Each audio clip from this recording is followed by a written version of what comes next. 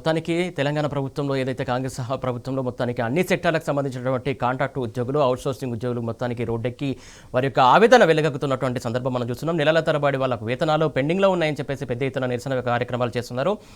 ముఖ్యంగా దీనికి సంబంధించి తాజా అప్డేట్స్ అందించడానికి మా ఇన్పుట్ ఎడిటర్ సూరజ్ సిద్ధంగా ఉన్నారు. సూరజ్, చెప్పండి, మొత్తానికి ఏదైతే కాంగ్రెస్ ప్రభుత్వం గద్దెనెక్కినాక 1వ తారీఖు ప్రభుత్వ ఉద్యోగులతో పాటు అందరికీ కూడా ఇస్తామని చెప్పినటువంటి మాటకు సంబంధించి నిలబెట్టుకుంటుందా?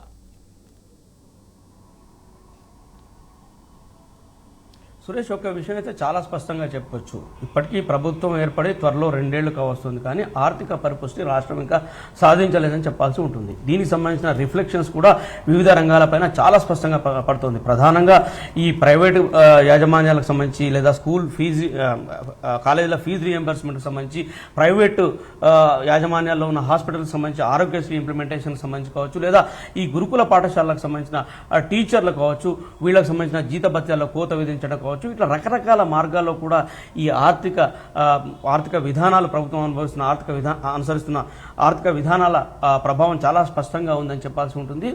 ఈ ఆర్థిక వనరుల సమీకరణ కోసం ఒక ప్రత్యేకించి ఒక ఉపసంఘం కూడా ఏర్పాటైంది.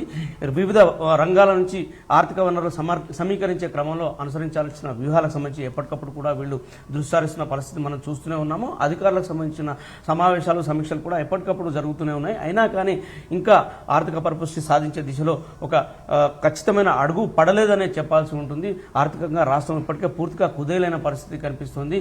ఎక్కడికక్కడ కూడా పెండింగ్ బిల్స్, బకాయిలతో ప్రజల జీవితం, జీవనం చిన్నాభిన్నమైందని చెప్పేసి ఆరోపణలు వ్యక్తమవుతున్నాయి. తాజాగా చూసుకుంటే కనుక ఆరోగ్యశ్రీకి సంబంధించిన వివాదం తలెత్తిన విషయం తెలిసిందే. దాదాపుగా 1200 కోట్లకు గాను 600 కోట్లు మొదటి విడతగా విడుదల చేస్తామని చెప్పేసి ప్రభుత్వం చెప్పింది. రెండో విడతగా 600 కోట్లు దీపావళికి విడుదల చేస్తామని చెప్పేసి కూడా చర్చల సందర్భంగా వెల్లడించిన విషయం తెలిసింది. అయితే మొత్తం బకాయిలు 3500 కోట్లు ఉంటాయని చెప్పేసి ఆ తర్వాత లేటర్ స్టేజ్లో తెలిసిన తర్వాత ఆసుపత్రుల యాజమాన్యాలు విస్మయం వ్యక్తం చేసిన పరిస్థితి కనిపిస్తుంది. ప్రభుత్వం పూర్తిగా నిజాలను దాచి తమను మభ్యపెట్టి ఈ విధంగా చర్చలు చేయడం పట్ల వాళ్ళు తీవ్రంగా నిరసన వ్యక్తం చేసిన పరిస్థితి చాలా స్పష్టంగా కనిపిస్తుంది. ఇక 1400 కోట్ల ఫీజు రియంబర్స్మెంట్ బకాయికి సంబంధించి కూడా స్పష్టమైన ఒక విధానం ఇంకా ప్రభుత్వం నుంచి రాని పరిస్థితి మనం చాలా స్పష్టంగా చూస్తున్నాము. ఇందుకు సంబంధించి కూడా ఒక కార్యాచరణ ముందుకు తీసుకోవాల్సిన అవసరం అయితే ఉంది. ఇప్పటికైతే ఆరోగ్యశ్రీ సేవలు అయితే నిలిచిపోయాయి. ఫీజు రియంబర్స్మెంట్కి సంబంధించిన సమస్య పరిష్కారం అయింది. కాలేజ్ యాజమాన్యాలు కొంత మేరకు ఫీజు రియంబర్స్మెంట్కి సంబంధించిన సమస్య పరిష్కారం కావడంతో కొంత సద్దుమణిగిన పరిస్థితి కనిపిస్తుంది. ఆరోగ్యశ్రీ సేవలు అయితే రాష్ట్ర వ్యాప్తంగా నిలిచిపోయిన పరిస్థితి కనిపిస్తుంది. ప్రైవేట్ హాస్పిటల్ అన్ని కూడా ఆరోగ్యశ్రీ సేవలను నిలిపివేశారు. ప్రజలకు పెద్ద ఎత్తున ఇబ్బందులు, అసౌకర్యం కలుగుతున్న పరిస్థితి చాలా స్పష్టంగా కనిపిస్తుంది. ఏదైతే ఒకళ్ళని చూసి ఒకళ్ళు అన్నట్టుగా కూడా ఇప్పుడు ఫీజు రియంబర్స్మెంట్కి సంబంధించి ప్రభుత్వంతో చర్చలు ముగిస్తున్న తర్వాత ఆరోగ్యశ్రీ తప్పకుండా చెల్లింపులు చేయాల్సిందే అని చెప్పేసి వాళ్ళు కూడా మొండి వైఖరి ప్రదర్శిస్తున్న పరిస్థితి కనిపిస్తుంది. అంటే ప్రభుత్వానికి ఇవన్నీ కూడా తలకు మించిన భారంగా తయారవుతున్నాయి. ఈ క్రమంలో ఉద్యోగులకు సంబంధించిన సమస్యలు కూడా పెద్ద ఎత్తున ప్రభుత్వాన్ని ఇబ్బందులకు గురి చేస్తున్న పరిస్థితి అయితే చాలా స్పష్టంగా కనిపిస్తుంది.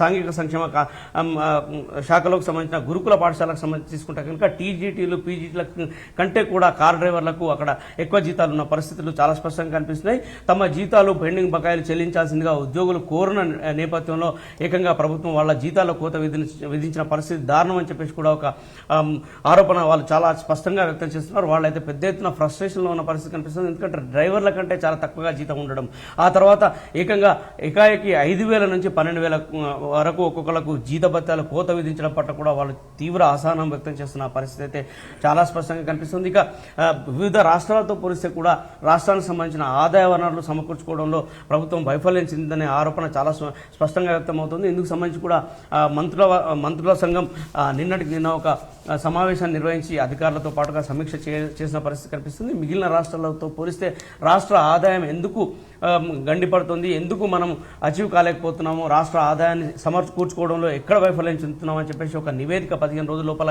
ఇవ్వాలని చెప్పేసి కూడా అధికారులకు స్పష్టమైన ఆదేశాలు జారీ చేసింది. అంటే ఇక్కడ చూసుకుంటే కనుక ప్రభుత్వం అనుసరిస్తున్న విధానాలు కొంతమేరకు ఆర్థిక స్థితిగతిని పెద్ద ఎత్తున దెబ్బ కొడుతున్న పరిస్థితి అయితే కనిపిస్తున్నాయని చెప్పేసి ఆర్థిక రంగ నిపుణులు భావిస్తున్నారు. ఎందుకంటే రకరకాల వివాదాస్పదమైన నిర్ణయాలు ఆర్థిక రంగం పైన చాలా స్పష్టంగా చూపిస్తున్నాయి.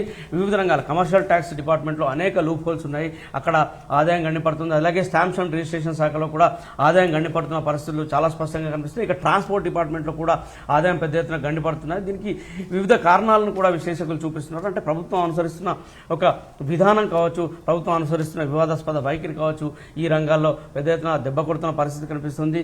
ప్రభుత్వ ఖజానాకు పెద్ద ఎత్తున గండిపడుతున్న పరిస్థితులు కనిపిస్తున్నాయని చెప్పేసి కూడా వాళ్ళు భావిస్తున్నారు. అంటే ఏటా చూసుకుంటే కనుక, బడ్జెట్ చూసుకుంటే కనుక ఒక 5% కనీసమైన ప్రతి సంవత్సరానికి ఆదాయం కొంత ఇంప్రూవ్ అవుతూ వెళ్ళాలి. కానీ దిక్సూచి చూస్తే కనుక, ఆర్థిక దిక్సూచి చూస్తే కనుక అది తిరోగమన దిశలో సాగుతున్న పరిస్థితి కనిపిస్తుంది. ఎప్పటికప్పుడు కూడా ఖజానా నింపుకోవడంలో ప్రభుత్వం భారీ కసరత్తు చేయాల్సిన పరిస్థితి కనిపిస్తుంది. అయినా కానీ వనరుల సమీకరణలో కొంత ముందడుగు పడటం లేదనే చెప్పాల్సి ఉంటుంది. ఈ వనరుల సమీకరణకు సంబంధించి కూడా ఎప్పటికప్పుడు ప్రభుత్వం కసరత్తు చేస్తూనే ఉంది. ఈ ఎక్కడెక్కడైతే ఆదాయ వనరులు ఉంటాయో ఆ ఆదాయ వనరుల శాఖలకు సంబంధించి కూడా వాళ్ళ ఆ శాఖల మధ్యలో ఇంటర్చేంజ్ ట్రాన్స్ఫర్స్ కూడా ప్రభుత్వం అనుమతిస్తూ ఈ మధ్యనే తాజాగా జీవో జారీ చేసిన విషయం కూడా మనకు తెలిసింది. అంటే ఆదాయ వర్గాలను మరింత మెరుగుపరుచుకునే క్రమంలో అధికార ఎఫిషియన్సీని బట్టి ఆ బదిలీలు ఉండే క్రమంలో కూడా ప్రభుత్వం చర్యలు తీసుకుంది. అయినా కానీ ఫలితం శూన్యం అనే ఒక నిరాశ ప్రభుత్వ వర్గాల్లో వ్యక్తమవుతున్న పరిస్థితి చాలా స్పష్టంగా కనిపిస్తుంది. ఈ పరిస్థితిలో, ఈ నేపథ్యాల్లో వివిధ రంగాలకు చెందిన వాళ్ళంతా కూడా రోడ్లకి నిరసన వ్యక్తం చేస్తున్న పరిస్థితులు అయితే చాలా స్పష్టంగా కనిపిస్తున్నాయి. తాజాగా చూసుకుంటే కనుక గురుకుల పాఠశాలకు సంబంధించిన అధ్యాపకుల ఆవేదన ఆగమ్య గోచరంగా ఉన్న పరిస్థితి అయితే కనిపిస్తుంది.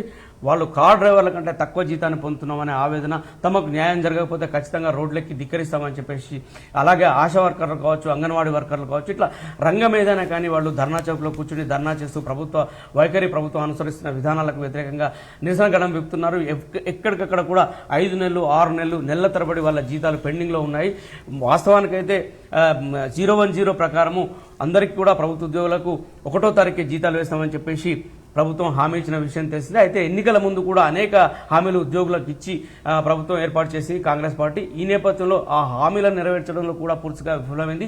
010 సంబంధించి 1వ తారీఖు, అలాగే కొంతమంది పెన్షనర్లకు 1వ తారీఖు జీతం పడుతున్నా కానీ మిగిలిన రంగాల వాళ్లకు, మిగిలిన ఉద్యోగులకు, కాంట్రాక్ట్ ఉద్యోగులు కావచ్చు, అవుట్సోర్సింగ్ ఉద్యోగులు కావచ్చు, కార్పొరేషన్లో పనిచేసే వాళ్ళు కావచ్చు, సొసైటీలో పనిచేసే వాళ్ళు కావచ్చు, వీళ్ళెవరికి కూడా 1వ తారీఖు జీతం అందట్లేదు. 15వ తేదీ 3వ వారం, 2వ వారం ఇట్లా దాటుతుందని చెప్పేసి కూడా ఆరోపణలు వెలువెత్తున్న పరిస్థితి కనిపిస్తుంది. ఈ నేపథ్యంలో కూడా వాళ్ళంతా కూడా రోడ్లెక్కి తమ ధిక్కార స్వరం వినిపించే అవకాశం చాలా స్పష్టంగా కనిపిస్తుంది. మరోవైపు ఈ ఫీజు రియంబర్స్మెంట్కు సంబంధించిన వివాదం చెలరేగిన విషయం తెలిసిందే. 2 దఫాలుగా చర్చించిన తర్వాత ఆ సమస్య కొలిక్కొచ్చింది. ఇప్పుడు ఆరోగ్యశ్రీ సమస్య తాజాగా ప్రభుత్వం ముందు సవాల్గా పరిణమించింది. దాన్ని కూడా పరిష్కరిస్తామని అంటున్నా కానీ ఒక స్పష్టమైన వైఖరి అయితే ఇప్పటివరకు ప్రభుత్వం తరఫున వెల్లడైన పరిస్థితి అయితే కనిపించడం లేదు. ఇట్లా చూసుకుంటూ పోతే అనేక రంగాల వాళ్ళు వివిధ కారణాల వల్ల వాళ్లకు పెండింగ్ బకాయిలు చెల్లించాలని చెప్పేసి గతంలో కూడా చూసుకుంటే కనుక రిటైర్డ్ ఉద్యోగులకు ఇంకా బెనిఫిట్స్ అందడం లేదు. వాళ్ళకి ఏదైతే రిటైర్మెంట్ తర్వాత రావాల్సిన పీఎఫ్ గ్రాట్యుటీ ఉందో అవి రావట్లేదని చెప్పేసి కూడా ఆరోపణ వెలువెత్తిన విషయం తెలిస్తే, ఉద్యోగ సంఘాల నేతలతో ప్రభుత్వ పెద్దలు సంప్రదింపులు జరిపిన తర్వాత పెండింగ్ బకాయిలు 700 కోట్ల చొప్పున విడుదల చేయాలని చెప్పేసి ఒక అవగాహనకు వచ్చి ఒప్పందానికి వచ్చిన విషయం తెలిస్తే, ఆ మేరకు నిధుల విడుదలకు సంబంధించి కూడా అరకొరగానే జరుగుతుందని చెప్పేసి కూడా ఒక ఆరోపణ ఉద్యోగ సంఘాల నుంచి వినిపిస్తుంది. మరోవైపు ఆర్టీసీకి సంబంధించి కూడా ఇప్పటివరకు కొలికి రాలేదు. వాళ్ళకు కూడా పెండింగ్ శాలరీస్ ఉన్నాయి. అలాగే రిటైర్మెంట్ తర్వాత వాళ్ళకి రావాల్సిన బెనిఫిట్స్ రావట్లేదని చెప్పేసి అటు ఆర్టీసీ ఉద్యోగులు కూడా పెద్ద ఎత్తున నిరసన గలం వ్యక్తం చేస్తున్నారు. ఇవన్నీ ఇలా ఉంటే పెద్ద పెద్ద బడా కాంట్రాక్టర్లకు చెల్లింపుల రూపంలో ప్రభుత్వం చెల్లించేస్తుంది, కమిషన్లు దండుకుంటున్నారు పెద్ద ఎత్తున ఎక్కడికక్కడ అని చెప్పేసి ఒక ఆరోపణ అయితే కాంగ్రెస్ ప్రభుత్వం మీద చాలా స్పష్టంగా వినిపిస్తుంది. అంటే వివిధ రంగాలకు సంబంధించిన చెల్లింపులు పెండింగ్లో పెట్టి కేవలం బడా కాంట్రాక్టర్లకు చెల్లించాల్సిన మొత్తాలు చెల్లించి కమిషన్లు దండుకుంటున్నారనే ఒక ఆరోపణ అయితే కాంగ్రెస్ పార్టీ పైన చాలా స్పష్టంగా వినిపిస్తుంది. Suresh, thank you Suraj.